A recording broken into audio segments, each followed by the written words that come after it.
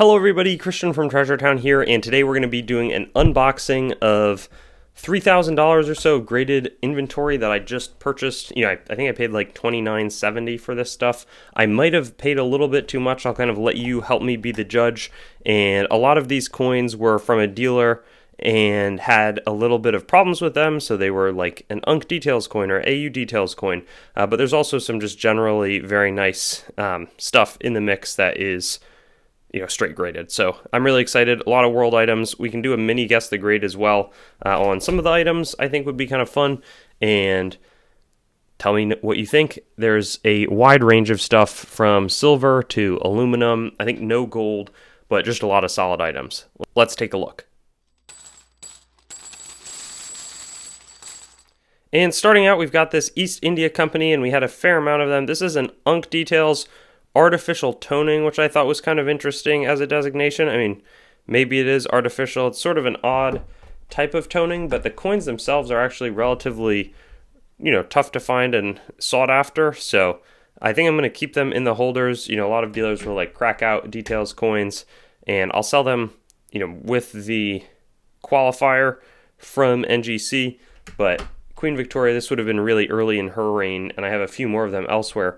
Let's focus on some of these coins, though. I'm not going to show exactly what it is. It's a 1558 French Teston, and it's going to be a VF Details with some surface hairlines, which when I look for, maybe there's a few right there, but I didn't see. It's probably not the best lighting for it, but this is sort of a French denomination. There you see the date 1558.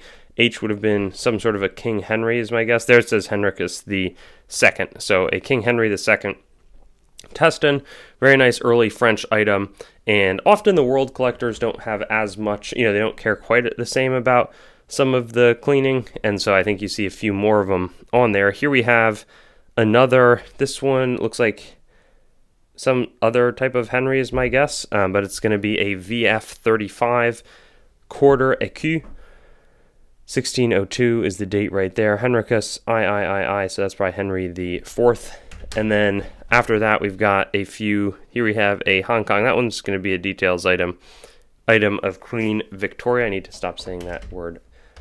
Item. Let's see some of the other NGC ones. We'll do the full NGC row before. Here's a Hong Kong trade dollar. These were made by Great Britain, basically, to enable them to trade, sort of a competitor to the 8 real, and they were obviously the British exerting a lot of influence in China during this period. So this one, collectors are pretty interested. It's one of sort of the key trade dollars. You have the US trade dollar, the British trade dollar, and there's a few others that would have circulated a bit, but all well-known stuff. Here we've got an UNC Details. It's been cleaned, but a very nice Chinese of the Yunnan province, 50 cents.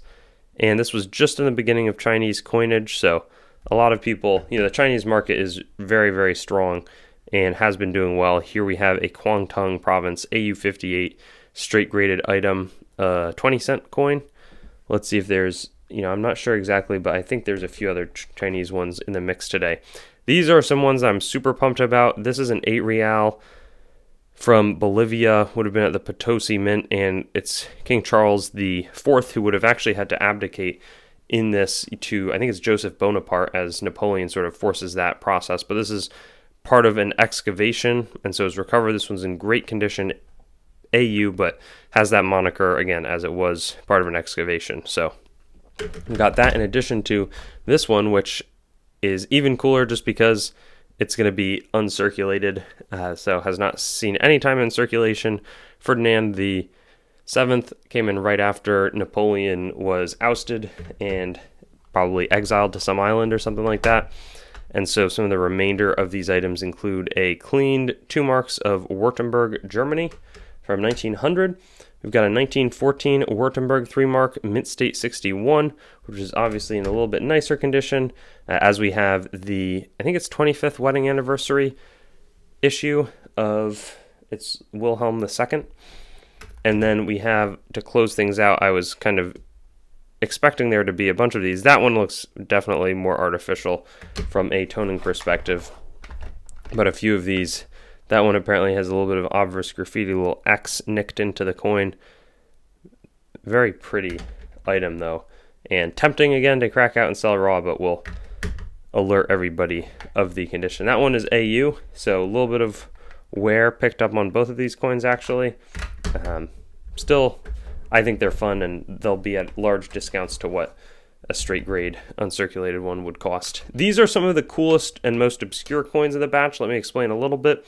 It's a 50, I think it's Puele coin, but on the front we have commemorating the royal visit to Equatorial Guinea of, I believe it's the Spanish president, but it's a specimen 65. It's what's known as an SA coin, so it's like it's a pattern coin. And so very few of these are not for circulation. These are official government patterns, and so that's why they are specimen strikes as opposed to, they're not mint state. It's not like a circulating or even non-circulating commemorative. This is really pattern coinage, and so just super, super neat to be able to have these. And you can see that's not cleaning in the aluminum. It's as made die polish Juan Carlos, the president of Spain, visiting Guinea. So very, very rare items, and I was super excited. These I might have to sit on for a while, place with a collector, but something that you really don't have on the market very much at all. This is the largest one of them, 1,000. I think it's Equele. They're again SA. These are, pattern coins. And actually, maybe the previous ones, but I believe the previous were patterns. This is definitely a pattern. Those first two may not have been, just because they don't say on there. And I think I have a few more in the batch somewhere. Here we have another nice of the Yunnan. This one's been tooled, meaning some of it was probably extra engraved a little bit. Yunnan province Chinese 50-cent coin. We've got a very nice condition. Actually, I'm going to guess though, I can't tell if this might be, like that looks like, could be a little bit clean to me, but it is a mint state 63 coin, so maybe it's acceptable, maybe it's as made. Nice 3 mark. Here we've got another one. This one's AU58.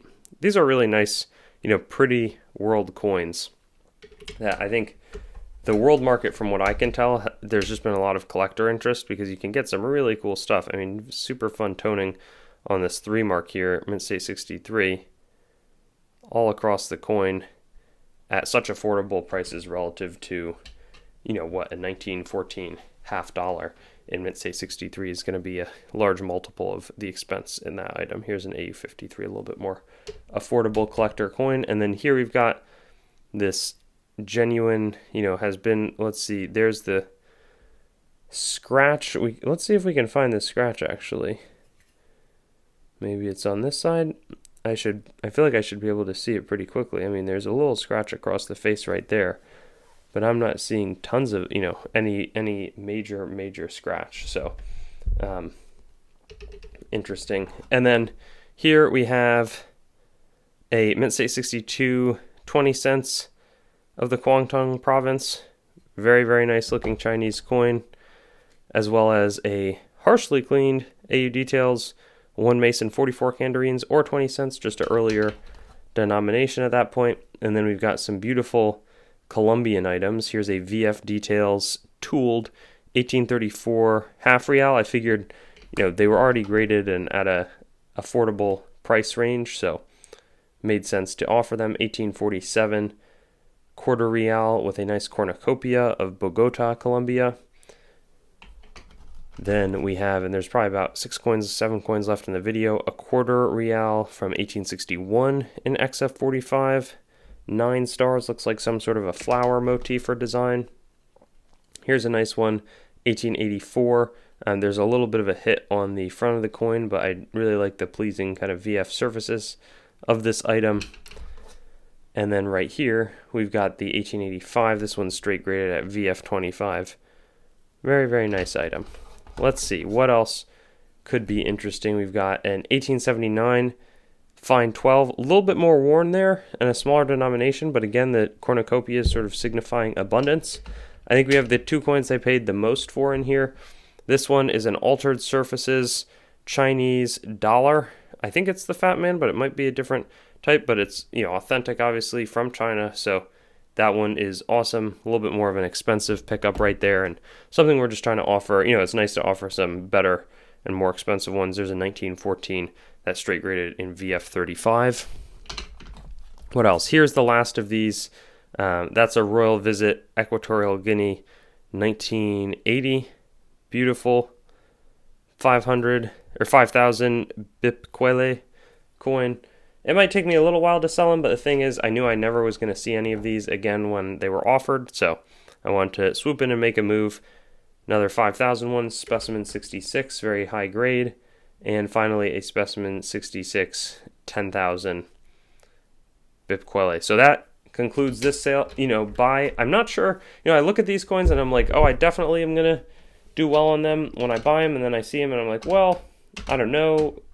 It's really interesting. I think this one might be one of my lower margin purchases, but as we play around with buying some more expensive stuff, there's also the question of like, okay, well, maybe you're going to have to make a few more purchases where you don't make as much on a percentage basis, and that's kind of just the territory, that happens that you get into when you're buying more expensive coins. So anyways, I have to come up with a very fun and enticing thumbnail. Maybe that looks pretty good to me.